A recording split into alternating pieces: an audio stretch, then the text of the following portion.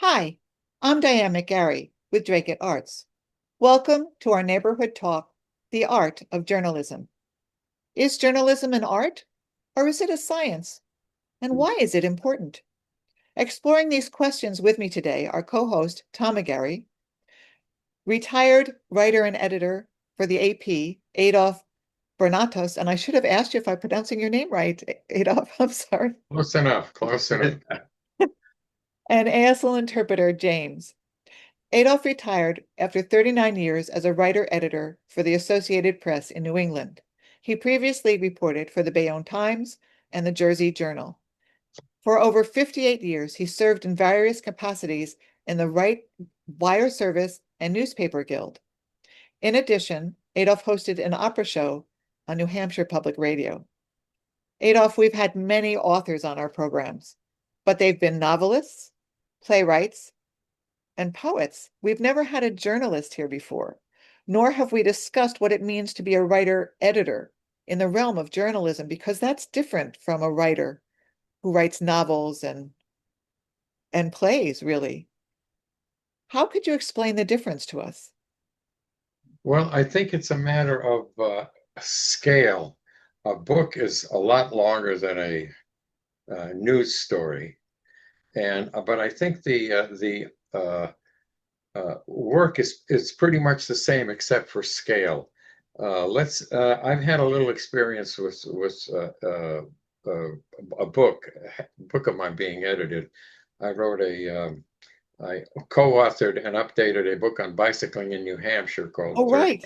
Tours in New Hampshire, and the editor was merciless on things I would not have anticipated. For Huh. instance, he made me go back to the uh, rides that I described and make sure that if you said left in the copy, that it was a left. And you better make sure that you don't confuse junction and intersection. They're two different things. So it's a lot more, it was a lot more technical in nonfiction. Hmm.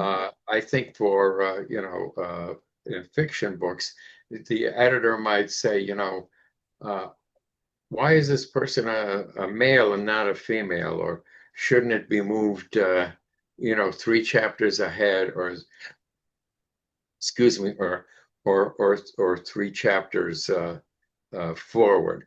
But my experience has been with editing news copy, and the first thing is to at the Associated Press, where I spent 39 years, was get it first, but get it right.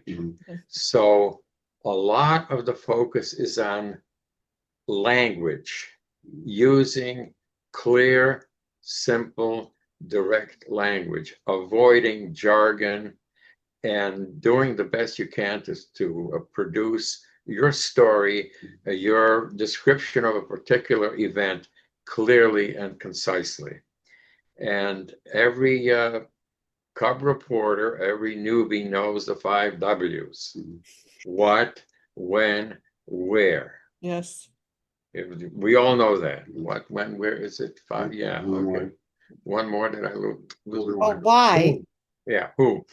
Who? Yes. And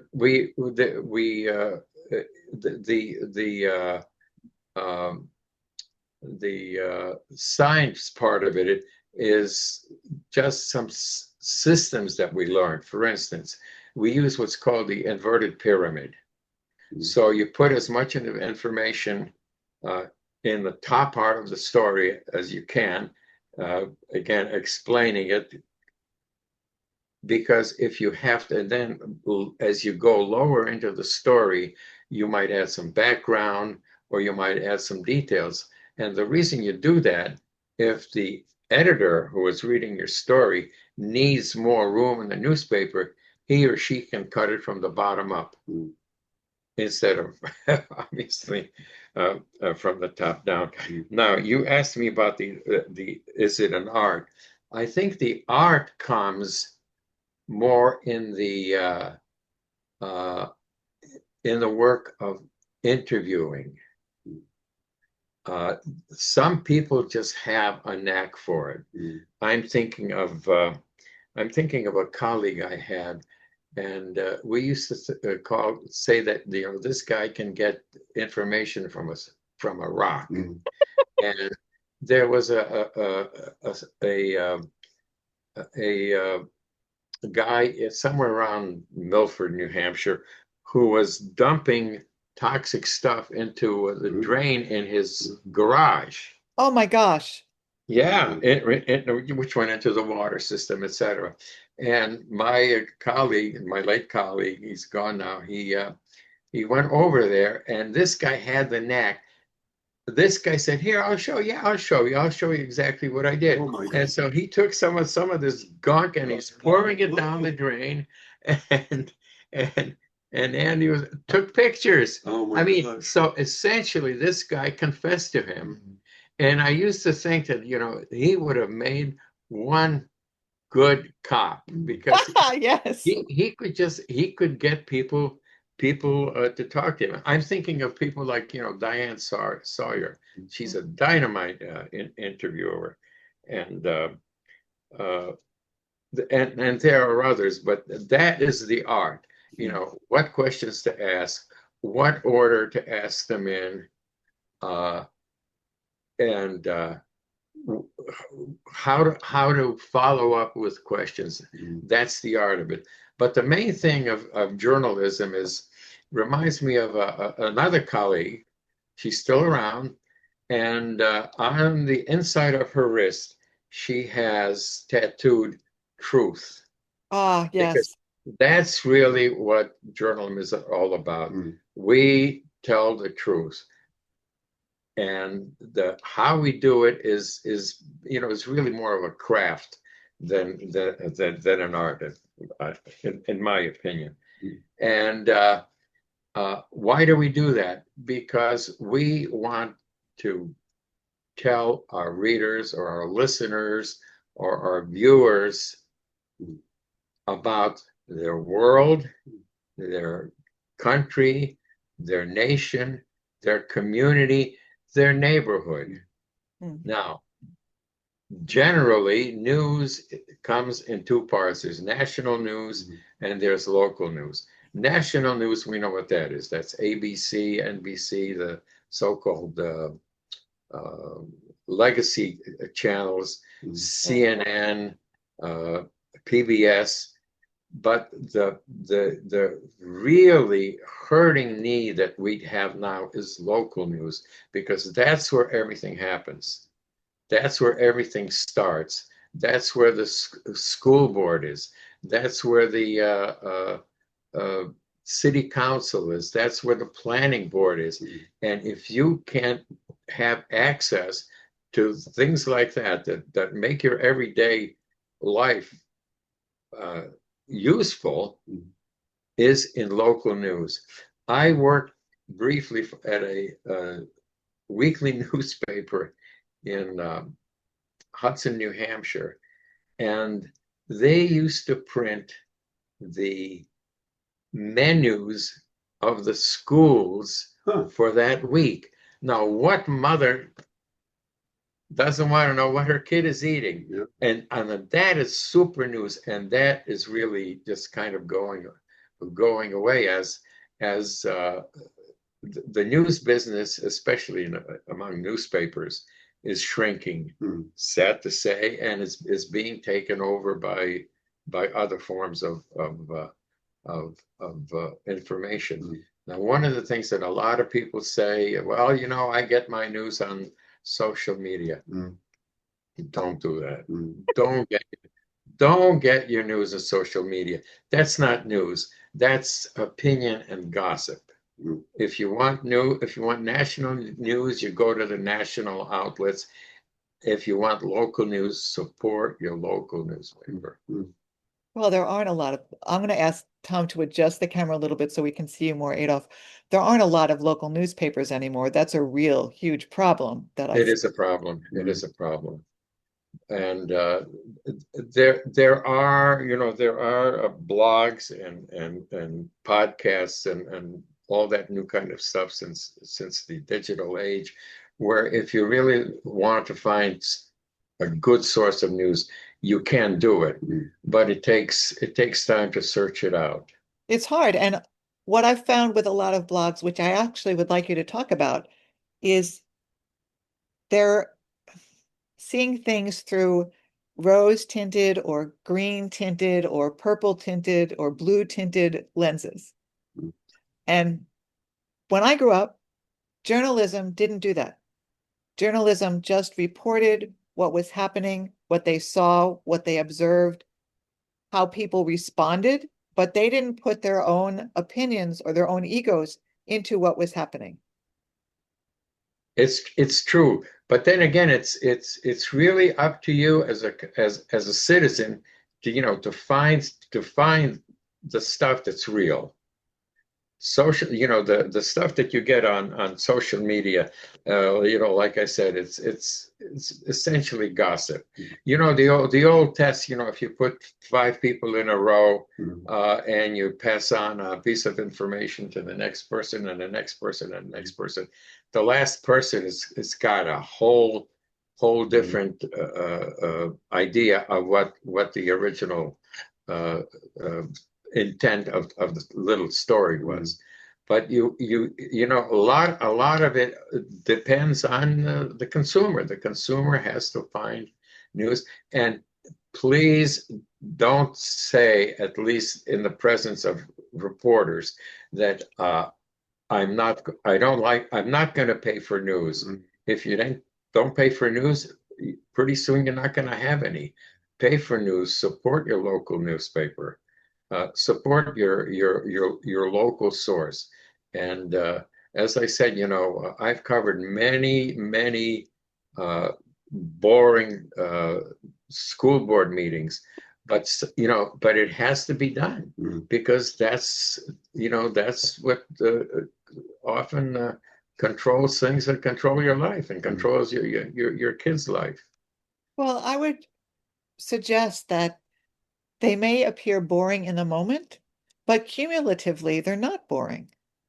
You need to know what's going on in your government. And why?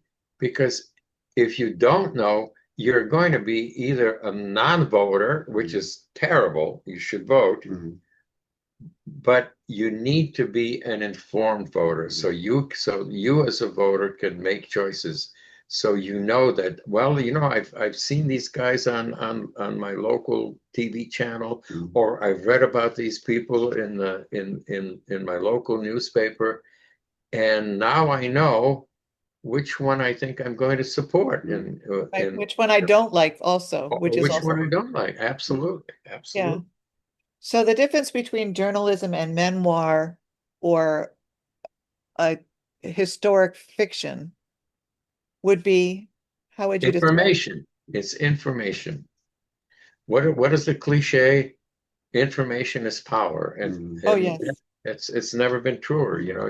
You need to know what's happening around you in your community. As I said, it's when I heard about when I first saw this little tidbit every week of the kids' lunch menus. I thought that was really fantastic stuff. That's called super local, but it is a service. Yeah, It's a good it is. service. Yeah, and it's important service too. I mean, because kids have likes and dislikes, but they also have diabetes or other diseases where they have to be careful about what they're ingesting. Exactly. Yeah. But there's other stuff. You may want to know how your local school is doing in sports. How is your local high school doing uh, in sports, or anything else, or are they putting on a play you might want to go to? Information is, you don't always have to use it, but it's good to have information and good to know what's happening in your community. I am an advocate for local news because it's slowly drifting away. We're starting to call it either news deserts, like food deserts in some places. Oh, yeah. There just ain't none anymore. No, I really feel the loss of that in Drake-It, actually. There are a couple of political um, shows on our local cable, and sometimes things get covered in the Lowell Sun, but there's a difference between having a local newspaper and having opinion pieces put on the cable. Mm. And as you said, you never know what you're getting on social media, and a lot of those are some of them aren't even real. Mm. I tend to agree. Um, I don't know what else I can tell you. Just keep picking my brain. I'll do So the best. how does somebody become a journalist? Because I know when people become writers, um they ruminate a lot on their ideas and their process. Different writers have a different process for coming up with a novel or a memoir or a poem. But journalism isn't like that. Journalism is a whole different kettle of fish. It is a whole different kettle of fish. Mm. I became a journalist, or I got the bug. I mean, a long time ago. Uh, I won a $25, I think, or was it a $20 savings bond Wow. for a little essay I wrote in the Weekly Waterburyan in Waterbury, Connecticut, Wow. about traffic safety. Mm. Oh, wow. I said, "Hey, I didn't know I could get paid for this." Uh, And so then I went to school. Volunteered to work at the paper, and then two newspapers at the University of Connecticut. And during the summers, I got a job as a real newspaper at $60 a week mm. Wow. at the Naugatuck Daily News, circulation Is that in for Rhode Island? no Naugatuck, Connecticut. Mm. Oh, Connecticut. I'm sorry. Naugahyde, that's Naugatuck. Wow. And every summer I would go there, and I became the um, reporter photographer. I also took pictures, Ooh. and this was in the days when I had a 4x5 piece of equipment, this Mm. camera. It's only something you see in the movies nowadays. Mm. But I learned to do everything. I would go cover a council meeting. I would get the story, write the story. I would develop the picture. I would engrave it, Wow. and I would put it on a piece of lead. It was called a stone, and then that would get into the printing press. Wow. So I did it all. Then I even wrote my own headlines, Wow. because it was the staff consisted of the editor, and then what used to be called the women's editor, Mm. the sports editor, and myself. Mm. And I was the photographer reporter. Wow. And then once I graduated from college, I worked at the Connecticut Daily Campus in Storrs, Connecticut. Then my first job was in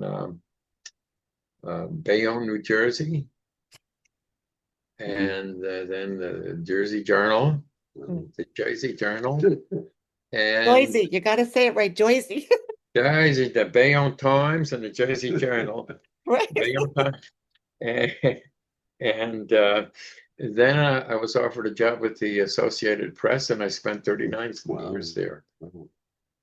The rest, as they say, is history. I covered 11 New Hampshire presidential primaries. So Oh, wow. I've done it all. Mm. I've interviewed presidents, and I've covered murders. I've covered scandals and traffic fatalities. Everything. Done it all.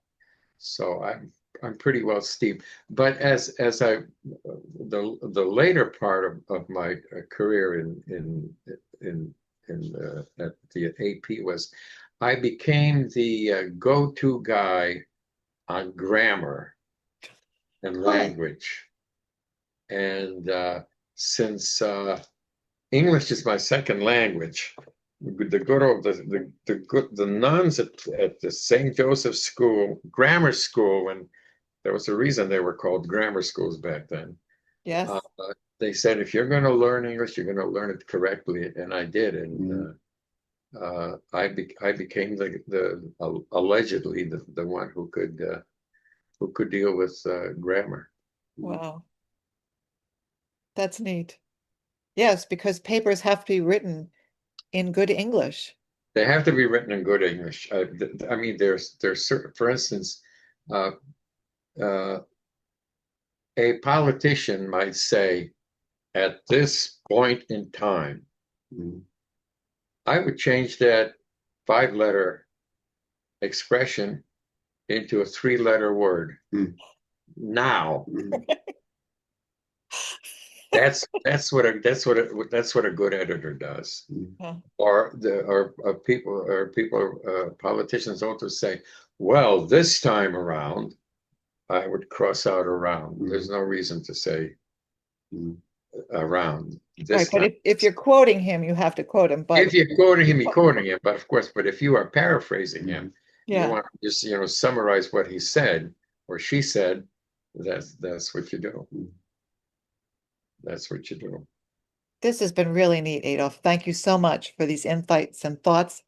And it's really clear that journalism and reporting is fundamental to having a democracy. Fundamental to democracy, absolutely. That's why it's in the First Amendment. It's the First Amendment to the Constitution says, people have a right to a free press. Yeah. And it's getting less free almost daily. And we'll survive. It'll be different, and 10 years from now, who knows what it's going to be like. But there always is going to be need for good, truthful information and we appreciate that you've worked in this for decades. Thank you. Yes, thank you very much. If you have any thoughts you'd like to share with us on this topic, please get in touch with us at drakeatarts@gmail.com. We'd love to hear from you. We'd also like to thank our generous sponsors for making this program possible. And I forgot, Tom, you're going to have to put that in for me. For more information about our Arts Saturdays and other programs, visit our website, drakeatarts.com, or email us at drakeatarts@gmail.com. This and all our programs are archived on the Drake at Arts YouTube channel. That's youtube.com/@drakeatarts.